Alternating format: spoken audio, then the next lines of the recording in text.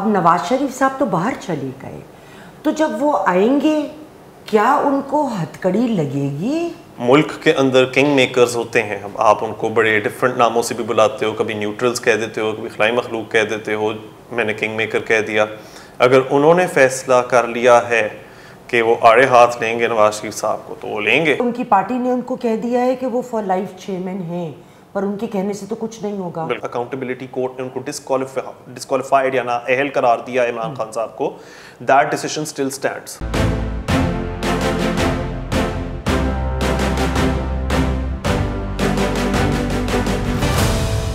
अस्सलाम वालेकुम, मैं हूं आपकी मेज़बान यास्मीन आफ्ताब अली, प्रोग्राम यास्मीन की बैठक के साथ। आज जो हमारे मेहमान गर्मा गर्म सियासी माहौल पे गुफ्तगू करने के लिए मौजूद हैं, जवान आदमी हैं, यंग लोगों की ओपिनियन बहुत ज़रूरी है।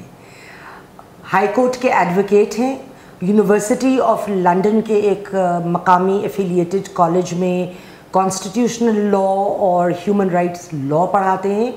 इसके अलावा न्यूज़ अखबार में कॉलम्स लिखते हैं और आपने अक्सर इनको मुख्तलिफ टेलीविज़न प्रोग्राम्स पे पॉलिटिकल और सोशल मामलात में राय देते हुए देखा होगा। अस्सलाम वालेकुम मुनीब कादिर। वालेकुम अस्सलाम जी। Welcome to the show. My pleasure. I love your voice. It's so heavy. Okay, it will come very well over here. इससे पहले कि मैं आपसे अपना पहला सवाल पूछूं, मैं नाजरीन के लिए थोड़ा सा बैकग्राउंड इन्फो दे देती हूँ, फिर आप हमें जवाब दीजिए सवाल का। ये चौथी या पांचवीं दफ़ा है कि नवाज शरीफ साहब की वापसी का ऐलान हुआ है।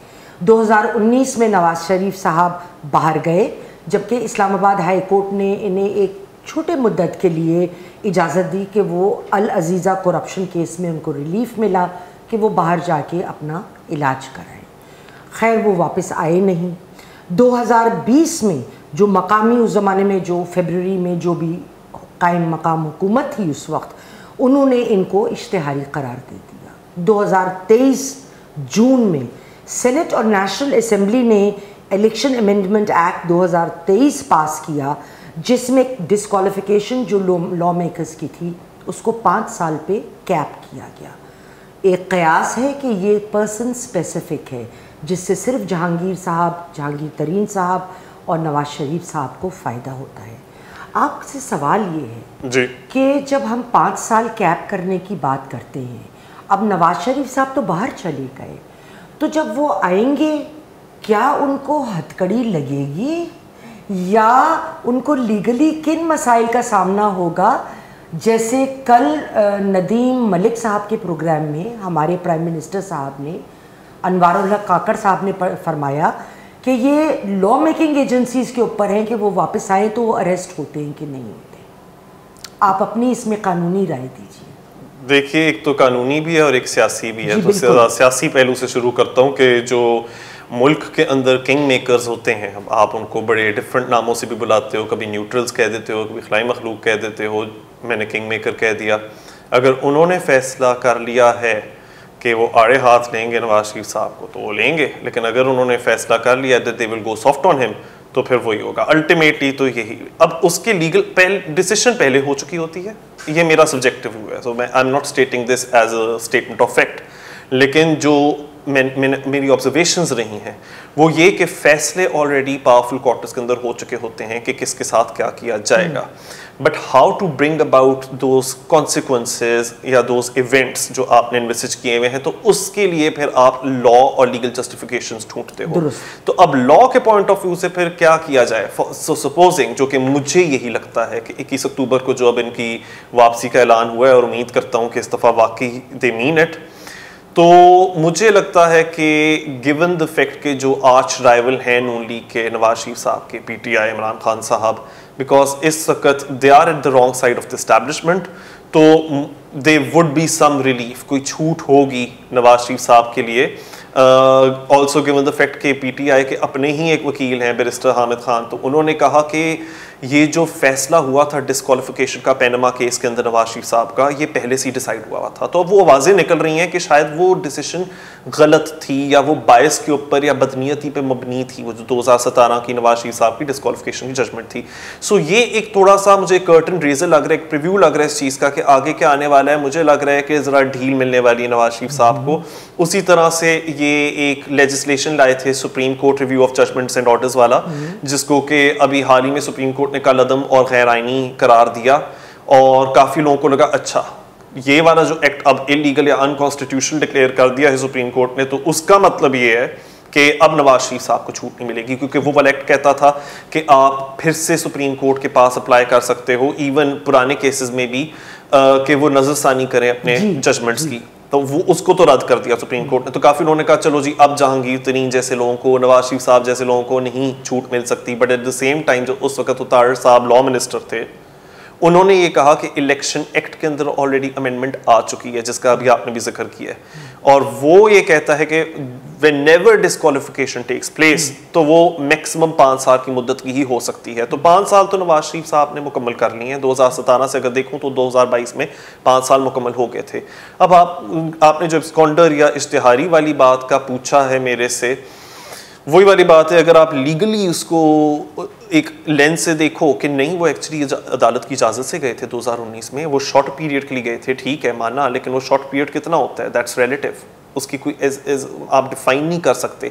तो उधर उनकी कोई सेहत को लेकर, उनकी कोई हेल्थ को लेकर कंसर्न्स अराइज कर गए थे, जिसकी वजह से वो नहीं आ सके। कोई भी इस तरह की अगर जस्टिफिकेशन ना लें और अगर वो कानून की नज़रों में उसको तस्लीम कर लिया जाए, उसको एक्सेप्टेबल डीम कर लिया जाए, तो उनको बड़े आराम से छूट मिल सकती है। So he is coming here because I think कि उनको ग्रीन सिग्नल मिल गया है जिधर से मिलने की ज़रूरत थी। So I think he is now going to be free to contest election and turn around the fate of PMLN। Because I heard that he is now again, महीने पहले बिलावल साहब का नाम आ रहा था, मगर अब मैंने सुना है कि अब नवाज शरीफ साहब फिर हॉट फेवरेट हैं for the seat of prime minister. अच्छा, एक सवाल जो कल आज हम रिकॉर्ड करा रहे हैं ये प्रोग्राम जुमेरात को, बुध के रोज़ ख़बर आई कि आरिफ अलवी साहब ने दोबारा CEC को एक लेटर लिखा जिसमें 48 और उसका सब आर्टिकल 48 का सब क्लॉज 5 उन्होंने कोट किया कि वो एम्पावर्ड हैं कि वो तारीख कर सकें ऐलान इलेक्शन की, और 6 नवंबर उन्होंने कहा। साथ उन्होंने ये भी लिख दिया कि ये मेरी राय है CEC को, और ये भी कह दिया कि CEC इस मामले में सुप्रीम कोर्ट से भी मुशावरत कर सकती है। तो वो कहना क्या चाह रहे हैं वैसे?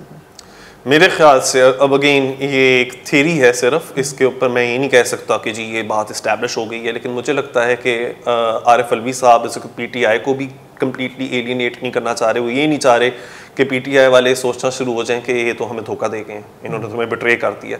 तो वो उनको सुनाना चाहते हैं, देखो मैंने तो अपनी तरफ से एक वो डेट जो सी थी वो डिक्लेयर कर दी थी, या वो मैंने मुकर्रर कर दी थी कि जी ये तारीख होनी चाहिए इलेक्शन की। आगे से उन्होंने नहीं माना। अब उन्होंने का क्या मतलब है? अगेन पाकिस्तान की सियासत में आप इसके ऊपर बहुत ज़्यादा ब्रेनस्टॉर्मिंग कर सकते हो। तो वो ब्लेम शिफ्ट करना चाहते हैं, बिल्कुल जिस तरह अभी ये कंट्रोवर्सी हुई थी कि जी मैंने तो ये वाले बिल ही नहीं साइन किए थे, ये जो आर्मी एक्ट और जो ऑफिशियल सीक्रेट्स एक्ट के अंदर अमेंडमेंट है, तो मैंने तो कुछ इसको किया ही नहीं, मतलब कर भी गए और ना भी किया। So you are playing from both the sides. तो I think he is trying to play safe, क्योंकि अब उनको नजर आ रहा है कि वैसे तो उनकी टर्म खत्म हो चुकी हुई है, उनका जो टेन्योर है एज प्रेसिडेंट वो खत्म हो गया, बट बिकॉज अभी वो जो मैकेनिज्म्स हैं न्यू प्रेसिडेंट को इलेक्ट करने के अवेलेबल नहीं है फॉर वेरी ऑब्वियस रीजंस, तो वो कुछ मुद्दत के लिए उनको मैं एक्सटेंशन भी नहीं कहूँगा, लेकिन वो अब इधर बैठे हुए हैं कुर्सी पे। सो ही कैन सी कि अब उनकी जो ये वाला फेज है एज प्रेसिडेंट वो खत्म होने को आ रहा है। तो ही डजंट वांट कि उनकी लेगेसी को ज़रा बुरी तरह से याद किया जाए कि यार इन्होंने इस किस्म के बिल्स को असेंट दे दिया, इन्होंने इलेक्शन डेट यानी कि डिक्लेयर तक नहीं की। तो अब एक और बात इधर आती है कि because I use the word declare, काफ़ी लोग ये कह रहे हैं कि जी उन्होंने वो अपने ख़त में जो इशू किया है, जारी किया है इस हफ्ते अलवी साहब ने, तो उन्होंने डिक्लेयर कर दिया जी 6 नवंबर को होनी चाहिए इलेक्शन, बट वो डिक्लेयर नहीं किया। इट्स नॉट ए डिक्लेरेशन, वो एडवाइस है उनकी तरफ से। बट इवन फॉर एडवाइसेस से एक सवाल ये पैदा होता है कि क्या ये उनकी लीगल पावर्स के विदिन है, उनके जुरिस्डिक्शन के विदिन है कि प्रेसिडेंट साहब एक डेट मुकर्रर कर दें इलेक्शन की, क्योंकि हाल ही में जो ये आउटगोइंग पीडीएम गवर्नमेंट थी, इन्होंने सेक्शंस 57 और 58 इलेक्शन एक्ट के अंदर तरामीम लाए थे और इन्होंने पूरी की पूरी पावर जौनसी है यानी कि पूरा मादर पिदर आज़ाद कर दिया इलेक्शन कमीशन को कि it's entirely with in your domain कि आप डिसाइड करो कि किस तारीख पे इलेक्शन होगी, और अगर आपको महसूस हो कि कहीं इधर उधर पुश करना पड़ जाए, थोड़ा मैनूवर करना पड़े इलेक्शन डेट को, तो आप कर सकते हो। अब दूसरी तरफ आइन ये कहता है कि president shell with in 90 days, अगर के नेशनल असेंबली पहले डिसॉल्व कर दी गई है, तो ही विल डिक्लेयर या he will announce a date for election. तो ये वाली पावर वेस्ट की जाती है प्रेसिडेंट में अंडर द कॉन्स्टिट्यूशन। काफी ये जो लीगल एनालिस्ट्स हैं आपके, ये कह रहे हैं कि ये जो इलेक्शन एक्ट के अंदर अमेंडमेंट आई थी वो गैर आइनी है, क्योंकि वो आइन के खिलाफ जाती है कि एक तरफ आइन कह रहा है कि ये प्रेसिडेंट का सोल प्रोरोगेटिव है और दूसरी तरफ इलेक्शंस एक्ट कह रहा है कि ये ईसीपी का सोल प्रोरोगेटिव है। तो अगर इन दोनों में क्लैश आ जाए तो उसके अंदर तो हम फिर कॉन्स्टिट्यूशन का अपहोल्ड करेंगे। लेकिन इसमें भी एक बहुत बड़ा कैच है, जो मैं देख रहा हूँ नून लीग की जो सी भी लीगल माइंड्स है या जो pro PDM pro PMLN legal minds हैं, वो ये कह रहे हैं कि नहीं, आइन ये कहता है कि प्रेसिडेंट के ऊपर वहां से अब इस चीज़ की जिम्मेदारी आती है कि वो डिक्लेयर करें द डेट फॉर इलेक्शन जिधर उन्होंने खुद डिसॉल्व किया हो नेशनल असेंबली को। बट इस केस में, इस सिचुएशन में तो प्राइम मिनिस्टर के शहबाज शरीफ उन्होंने डिसॉल्व करने की डिक्लेरेशन की थी कि जी नेशनल असेंबली डिसॉल्व हो रहा है, तो वहां प्रेसिडेंट के पावर में नहीं है कि वो इलेक्शन की डेट अनाउंस करें।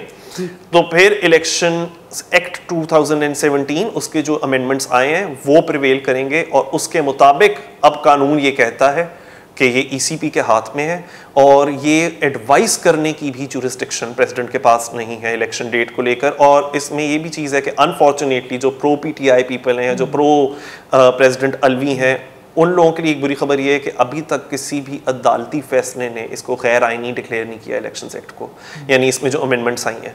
तो द लॉ जब तक कि it's not declared unconstitutional it will stand. तो उस तरह से देखा जाए तो इसमें बड़ी एक मेरे ख्याल से मेरिट है और इस बात में एक वेट है, वजन है कि the president is exceeding his jurisdiction. ये सोल प्रोगेटिव है इलेक्शन कमीशन ऑफ पाकिस्तान। उनकी पार्टी ने उनको कह दिया है कि वो फॉर लाइफ चेयरमैन हैं, पर उनके कहने से तो कुछ नहीं होगा। बिल्कुल। अगर आगे इलेक्शन होते हैं तो you need a person who is giving out the tickets, who is signing as an authority, and if you are disqualified then that those actions, subsequent actions will not be considered legal. बिल्कुल। तो क्या आरिफ अलवी साहब को ये सब करके कुछ कुर्सी भी नजर आ रही है चेयरमैन साहब की? मेरे ख्याल से कि ये थोड़ा फार फेस्ट होगा, मतलब उन्होंने अपना पॉलिटिकल फ्यूचर जरूर सिक्योर करना है, सो इसीलिए he is trying to be as diplomatic as he can be. But at the same time I don't think कि उनका कोई बड़ा रियलिस्टिक चांस है कि वो पीटीआई के चेयरमैन बने। तो फिर कौन? क्योंकि वो हाल ही में तो प्रेसिडेंट थे, हो नहीं सकता। किसी के हाथ में डोर थमानी पड़े, क्योंकि शाह महमूद कुरैशी भी साइफा केस में आ चुके हैं, बल्कि उनको 14 डे रिमांड और हाँ उनके अब खिलाफ। उमर अयूब साहब का एक नाम आता है, वो जनरल सेक्रेटरी हैं, मगर उनका पॉलिटिकली उस तरह का प्रोफाइल नहीं है ही नहीं, वो he is more of a manager. Exactly. Yes. तो इनका एक प्रोफाइल जरा बन चुका है आरिफ साहब का, क्योंकि जब ये एज अ प्रेसिडेंट इतने साल रहे हैं, तो और पीछे शफकत महमूद साहब है, मतलब 2-3 ही लोग और हैं पीछे जो हैं।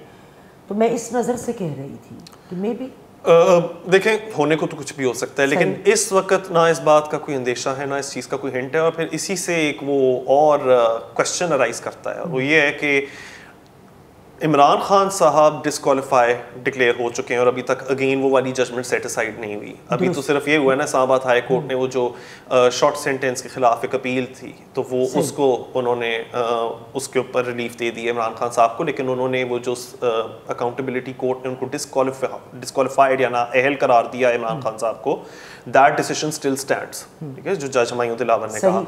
तो सवाल ये पैदा होता है कि इवन अगर मैं मान लूँ कि जी आरिफ अलवी साहब को चेयरमैन पीटीआई बना देंगे, तो उनके तो इख्तियार में है ही नहीं खान साहब के, क्योंकि वो डिस्क्वालीफाइड है। तो how can he be the PTI chairman eight the same time?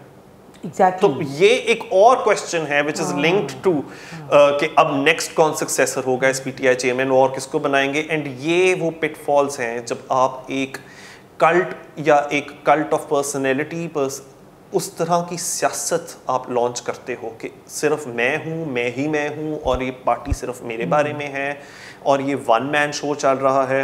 यानी कि खान साहब ने हमेशा क्रिटिसाइज किया पीपल्स पार्टी को या नून लीग को कि जी मरूसी सियासत है इधर, and I think again he is right, उधर काफ़ी ज़्यादा नेपोटिज्म है पार्टी में, डायनेस्टिक पॉलिटिक्स है। बट यहाँ क्या है, यहाँ एक मोनार्की है, यहाँ एक एब्सोल्यूट मोनार्की बनी हुई है कि जी खान साहब हैं और सारे उनके आगे सर तस्लीम खम, हर कोई उनको बड़ा समझ रहा है, बड़ा मान रहा है। तो अब जो पेट्रियार्क है पीटीआई का, जब वो खुद जेल के अंदर है एंड हमें कुछ सुनने को नहीं आ रहा उनकी तरफ से, उनके वेयर अबाउट्स क्या हैं एग्जैक्टली, वो अटक जेल में बैठे हुए हैं, उससे ज़्यादा हमें कुछ नहीं पता, तो then the party is completely collapsed, और बल्कि सिर्फ कोलैप्स नहीं, स्कैटर्ड, बिखर चुकी है।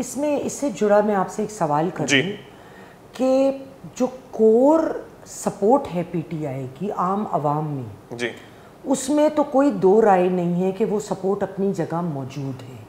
ये मैं इर्द गिर्द भी लोगों से बात करती हूँ तो जो उनको पहले सपोर्ट करते थे वो आज भी करते हैं। बिल्कुल।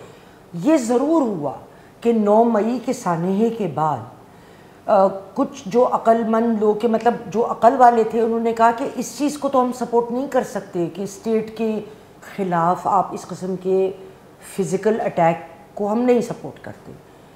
बारिंग that the support is there. Now my question is कि इनके ज़्यादातर जो सेकेंड ईयर लीडरशिप है वो तो डिसरप्ट हो गई है। कुछ लोग सियासत छोड़ गए या उनसे छुड़वाई गई, कुछ लोग पार्टी छोड़ गए या उनसे छुड़वाई गई, कुछ लोग वैसे ही हालात को देखते हुए कि हमारे ऊपर कोई बात ना आए तो वो पीछे हट गए। They are maintaining a very low profile.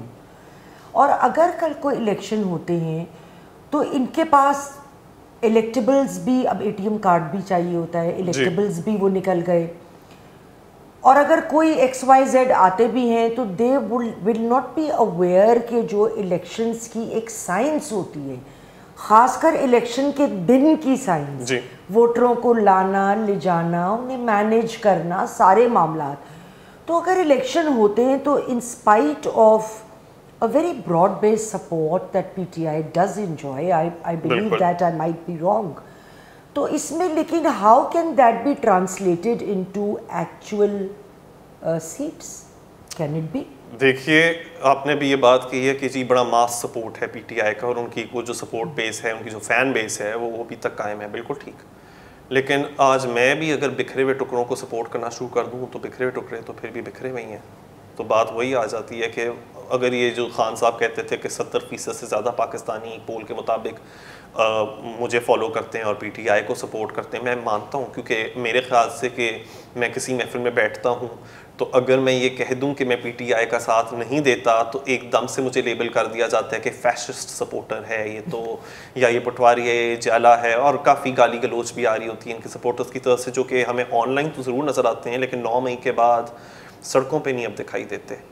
तो मैं मानता हूँ कि ये लोग पीटीआई को सपोर्ट कर रहे हैं, बड़ी तादाद में कर रहे हैं। मैंने कभी खान साहब की पॉपुलैरिटी को डाउट नहीं किया, ना कंटेस्ट किया। ये एक बड़ी मिसअप्रीहेंशन है लोगों को कि I am a PTI critic, I am an Imran Khan critic, और मैं ये बार बार कहता रहा हूँ कि अब पीटीआई ख़त्म है इस वक्त के लिए। तो लोग कहते हैं कैसे ख़त्म, फिर इलेक्शन रुकाओ, और डर क्यों रहे हो इलेक्शन रुकवाने से, वो बड़े पॉपुलर हैं। तो पॉपुलैरिटी पर तो मैंने कभी सवाल या निशान नहीं उठाया। मैं सिर्फ ये कह रहा हूँ इसलिए पीटीआई ख़त्म है क्योंकि वो बिखर चुका है। तो अगर आप रूइंस को, आप खंडरात को सपोर्ट कर रहे हो तो खंडरात ही हैं। जो बाकी सियासी पार्टियाँ हैं जो कि रनिंग में हैं इलेक्शन के लिए, वो तो पूरी इमारतें हैं। ठीक है, उसकी बुनियाद शायद कमज़ोर होगी कि पब्लिक की तरफ से सपोर्ट नहीं है, लेकिन मैं फिर वही कहूँगा कि अगर किंग मेकर की तरफ से सपोर्ट है तो फिर आपको, चाहे आप पीटीआई को सपोर्ट करो, आपको गिवन ऑप्शन में से ही चुनना पड़ेगा, और गिवन ऑप्शन में सिर्फ पीटीआई नहीं है। क्यों? क्योंकि पीटीआई ने मेरे ख्याल से कि पाकिस्तान की तारीख में किसी भी मेन स्ट्रीम पॉलिटिकल पार्टी ने जो नहीं किया वो पीटीआई ने कर दिया। काफ़ी लोग समझते हैं कि अच्छा देखा, मान रहा है कि पीटीआई रेवोल्यूशनरी पार्टी है, इनकलाबी पार्टी है, कि उन्होंने जो सिविलियन लीडरशिप है, हकीकी आज़ादी है, उसके लिए आवाज़ उठाई है, and your all powerful military establishment जिसको कहते हैं, उसके आगे डट के खड़ा हो गया। वो जो कहते हैं ना, इनका गाना भी डट के खड़ा है अब इमरान, तो वो डट के खड़े हो गए हैं। मैं रेवोल्यूशनरी नहीं मानता पीटीआई को, उसके रीजंस है वो मैं बाद में आऊँगा। लेकिन हाँ, मैं ये ज़रूर मानता हूँ कि किसी भी मेन स्ट्रीम पॉलिटिकल पार्टी ने आज तक ऐसा नहीं किया जो खान साहब कर गए हैं। वो क्या था? वो ये था कि उन्होंने गैल्वेनाइज किया अपने फॉलोअर्स को, और अगेन मैंने कल्ट का एक वर्ड यूज़ किया है, तो यानी मैं कल्ट का वर्ड इसी यूज़ कर रहा हूँ क्योंकि जो पीटीआई के सपोर्टर्स हैं वो पीटीआई के भी सपोर्टर्स नहीं हो, इमरान खान के सपोर्टर्स हैं, वो अंधाधुंध यकीन रखते हैं खान साहब के बयानिए में, उनकी एक एक बात को वो मतलब के सार आंखों पर। जिस तरह से खान साहब ने गैल्वनाइज किया इनके दिलों में नफरतें भरी जो करंट आपकी मिलिट्री इस्टेब्लिशमेंट है उसके खिलाफ, और हमें फिर वो 9 मई को नज़र भी आया हरकत में, हमें वो नज़र आया ऑन द ग्राउंड कि they had held city hostages. आप जिना हाउस को तो सीसीपी जो आपके कोर कमांडर हाउस है उसको तो आप एक साइड पर रख लें, जीएचक्यू के भी ऑफिस के ऊपर इन्होंने जो अटैक किए, या रेडियो पाकिस्तान उसको भी अगर हम साइड पर रखें, स्कूलों पर, एम्बुलेंसेस पर, ये लोग बार बार कहते थे पीटीआई के फॉलोअर्स कि हम पूरे शहरों को बंद कर देंगे, हम मुल्क को बंद कर देंगे। इन्होंने ये बार बार रिपीट किया। मुझे ये इनके भांजे खान साहब के हसन खान न्याजी उनकी भी ट्वीट याद है कि Imran Khan is Pakistan and Pakistan is Imran Khan, and so उन्होंने ये कहा था कि हम सारे शहर बंद कर देंगे अगर इमरान खान को किसी ने छेड़ा भी तो। अब वो तो कहते थे हमारी रेड लाइन है, वो ये कहते तो रेड लाइन यानी कि अगर देखा जाए तो that was not the state itself, red line Khan साहब है, चले मान गए। अब नवाज शरीफ और जरदारी साहब की भी अरेस्ट हुई और सारा कुछ हुआ, लेकिन हमने ये नहीं देखा कि शहर के शहर बंद कर दिए गए, बल्कि बीबी साहिबा की जब शहादत हुई थी बिल्कुल तो तब जरदारी साहब याद है शुरू में मारधाड़ और वो सब हुआ, but they opposed it, they stopped it. बिल्कुल, लेकिन कभी बात उस लेवल तक नहीं पहुंची, उस नहज तक नहीं पहुंची कि आप स्टेट को आंख में आंख डालकर देख रहे हो, और आप जो कि अभी तक जिनकी अनक्वेश्चनड पावर रही है मिलिट्री की, now is that a good thing और इज इट बैड थिंग, वो बिल्कुल एक सेपरेट टॉपिक है, लेकिन जो ऑन द ग्राउंड सिचुएशन थी आपने कभी वहां नहीं चैलेंज किया था। यहाँ क्या हुआ है उल्टा, आप यूके में, आप अमेरिका में नारे लगवा रहे हो, यानी कि फ़ौज के भी ख़िलाफ़ आपने वो प्लेकार्ड्स खड़े किए हुए हैं, आपने चलती हुई वैन्स के ऊपर इश्तिहार लगाए हुए हैं, और आप उसमें सिर्फ नवाज शरीफ या सियासी मुखालफिन को, यानी कि जो सिविलियन पॉलिटिशियंस हैं उनको नहीं टारगेट कर रहे, आप सीधा मिलिट्री इस्टेब्लिशमेंट की तरफ फिंगर्स पॉइंट कर रहे हो दुनिया भर में। यहाँ तक के यानी बरकी साहब हैं पीटीआई के, अमेरिका में कैंपेन कर रहे हैं, लॉबी कर रहे हैं कि मिलिट्री एड बंद कर दी जाए। मुझे उनकी वो ट्वीट याद है कि ग्रेग कैसर को तारिक मजीद साहब ने होस्ट किया था, और इन्होंने इन तीनों की तस्वीर थी कि इन्होंने कहा है कि मैं को स्पॉन्सर करूंगा बिल जिसके तहत मिलिट्री एड विल बी, उसको हम टाई अप करेंगे ह्यूमैनिटेरियन सिचुएशन के साथ। आई रिमेंबर तो उसी तरह से इन लोगों ने पीटीआई सपोर्टर्स ने यूएसए में, जिसमें डॉक्टर मोहित पीरजादा भी शामिल थे, तो बहुत इन्होंने एक रोना धोना मचाया कि आपने क्यों आईएमएफ की तरफ से रिलीफ दिया पाकिस्तान को। सो अब क्या हो रहा है कि इन्होंने लड़ाई ले ली not just with the opposition, with the political opponents, because वो तो आई थिंक बड़ा रेगुलर फीचर रहा है पाकिस्तानी सियासत का। इन्होंने सीधा उनके साथ जाकर जिनके साथ अगर आप पाकिस्तान की जितनी पॉलिटिकल हिस्ट्री बताती है कि अगर आप उनके साथ लड़ाई लोगे तो फिर तो आप नहीं लड़ सकते आप। लेकिन मेरा एक क्वेश्चन है कि देखिए अभी जैसे कैपिटॉल हिल पे अटैक हुआ था, हालांकि Trump was not the mastermind, लेकिन उसने उस सिचुएशन को एक्सप्लॉइट ज़रूर किया था एंड ही वाज इंडाइटेड, उसके ऊपर ट्रायल चल रही है। तो दुनिया में कहीं पे भी आप स्टेट के ऊपर, चाहे आप देखें ना, पहले पीटीआई ने एक ज़माने में पीटीवी पे भी अटैक किया था, आपको याद होगा, मुख्तलिफ ये मामलात एक तरह के, तो ये तो कोई भी दुनिया में कोई मुल्क इस चीज़ को नहीं खान साहब, वरना कल को टीटीपी वाले भी आके ये कर लेना, आप उनको भी कुछ मत कहिए। खैर बाय द वे खान साहब टीटीपी को एक मेन स्ट्रीम पॉलिटिकल पार्टी मानते हैं, तो अगर खान साहब के पॉइंट ऑफ व्यू से देखा जाए तो टीटीपी इलेक्शन कंटेस्ट कर सकती है। वो तो वहाँ उनको सेटल भी करवाना चाह रहे थे, उन्होंने नहीं सेटल करवाया था। और फिर बाद में मुराद सईद उस वक्त में मुझे याद है जो पश्तून मूवमेंट थी, तो उनको गद्दार यानी अली वजीर, मोहसिन दावर के खिलाफ बोलते रहते थे।